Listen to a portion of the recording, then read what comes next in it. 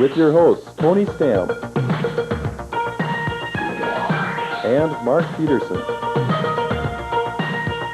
And with the campus news update, Dennis Harlander.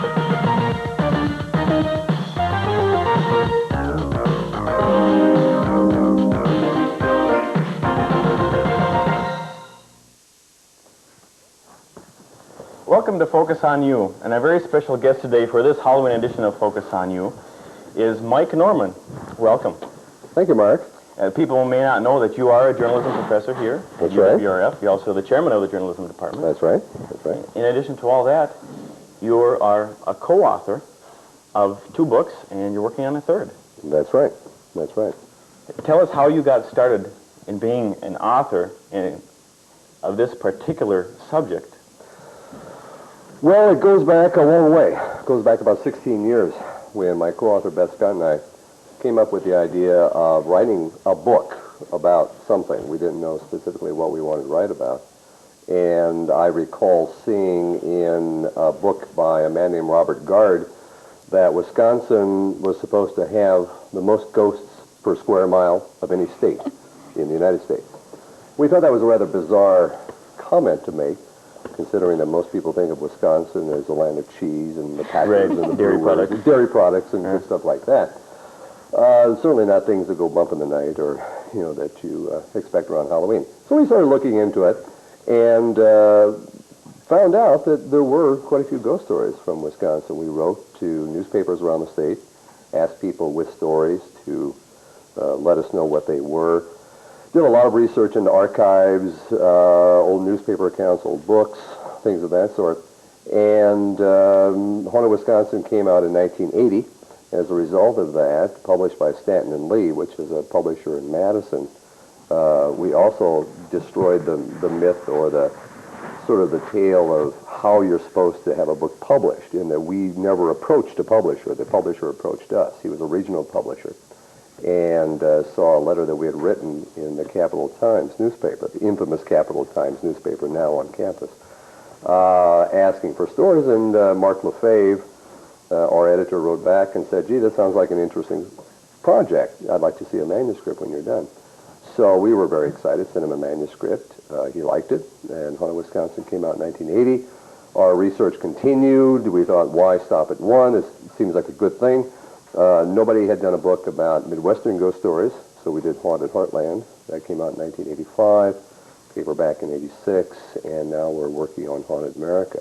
And again, the idea was that no one had done stories as we have done them, or no one had done collections of stories as we've done them. Nobody had done a book about Wisconsin ghost stories. No one had done a book about Midwestern ghost stories. So how did you get interested in this? Have you had actually real experiences? I haven't, and I've always regretted that. I've been in a lot of haunted places. I've been in hotels that are supposed to be haunted, and houses, and I was on the Queen Mary, which is a big luxury cruise ship now permanently docked in Long Beach, California, that's supposed to be haunted. Many other places, but I never have. We've approached it as writers, as journalists, rather than as believers in this sort of thing. And we just want to tell interesting stories, good stories, and so nothing from that. So you're not going to tell us if you believe in all of it or not, or? I believe what our informants tell us. I believe that they believe in what happened to them. I'm not sure what happened.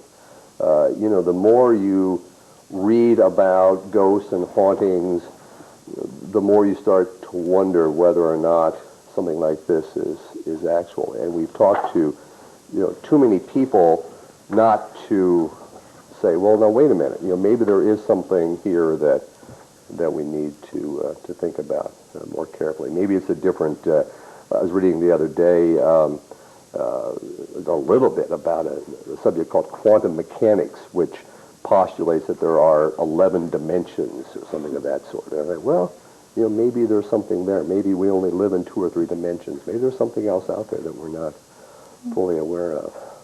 How do you go about checking a source to make sure that it is legitimate? That's real hard to do, because a lot of the stories that have come to us from a distance. People have written to us from Oregon or California or Georgia or Florida.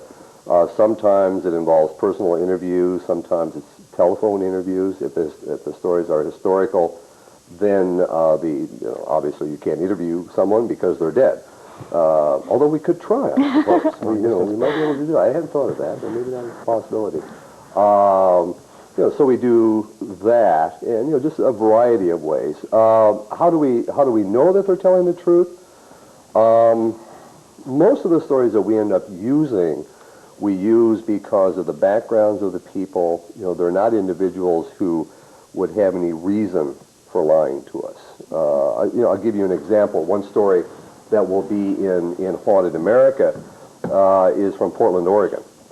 And this was based on a letter that a man wrote to us.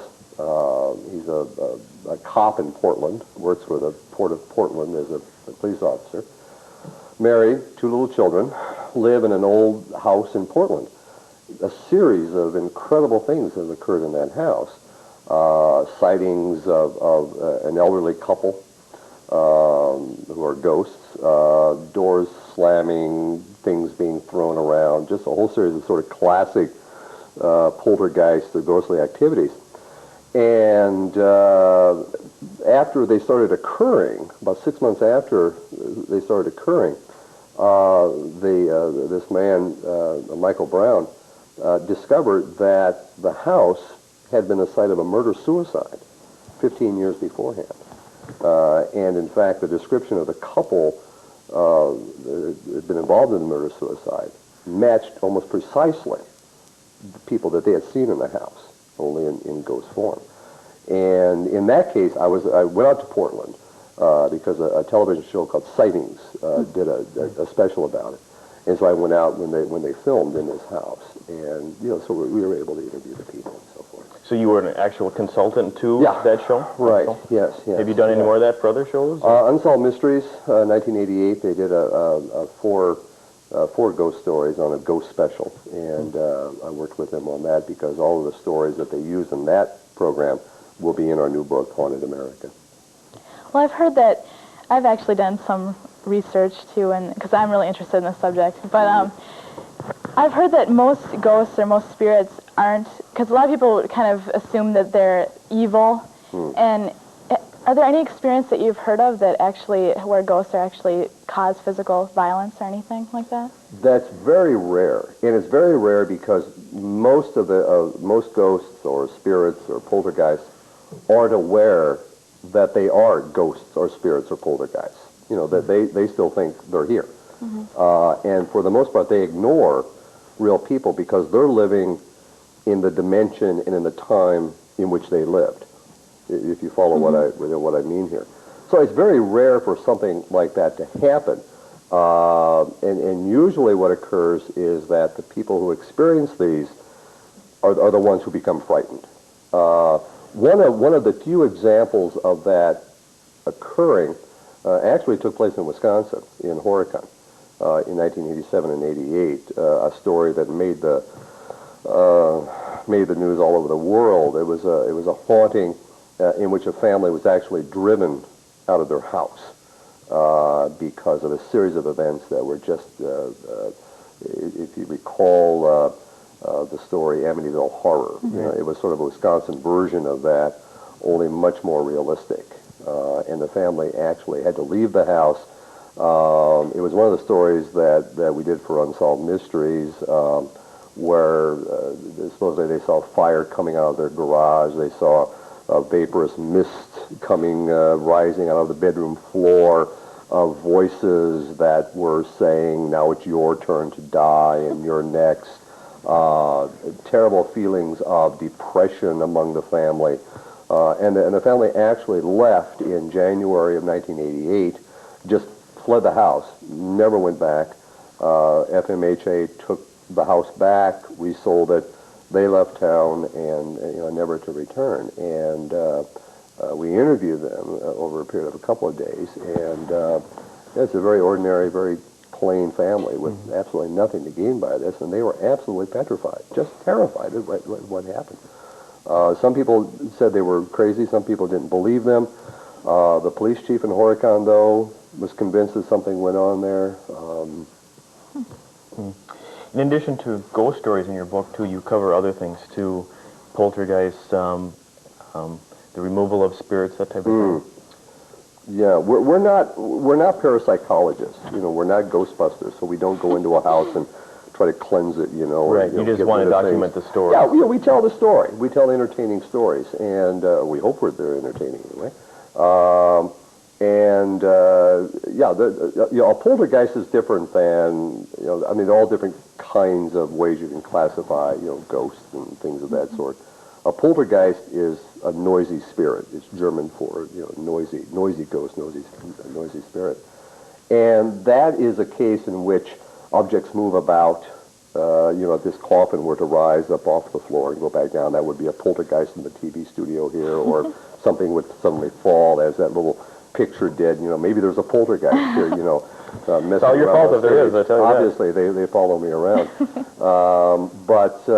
And those quite often occur in homes with teenagers or young children. There's the belief that perhaps there's some sort of an energy force or a psychic energy force that causes this to happen, that is primarily involved with young people. So. Well, let's talk a little bit about his new book. Okay. You have any idea when that's going to be coming out? Well, if the good Lord's willing, the creek don't rise, it's going to be a year from now. Okay. It'll be next fall. It's called Haunted America. Will probably come out in 2 volumes because there's so much to it. It will be, there are stories from all 50 states that we've researched, in both contemporary and historical stories. It will be published by Tor St. Martin's, New York publisher, and we hope it sells well. Okay, we're just about out of time, but we should let our audience know where they can go ahead and find Haunted Wisconsin and Haunted Heartland. At your favorite local bookstore. From what I understand, the River Falls, the bookstore here on campus, has it. Right, they have copies. Most bookstores do, or they can be special ordered. Okay, great. Well, we'd like to thank Mike Norman for being with us.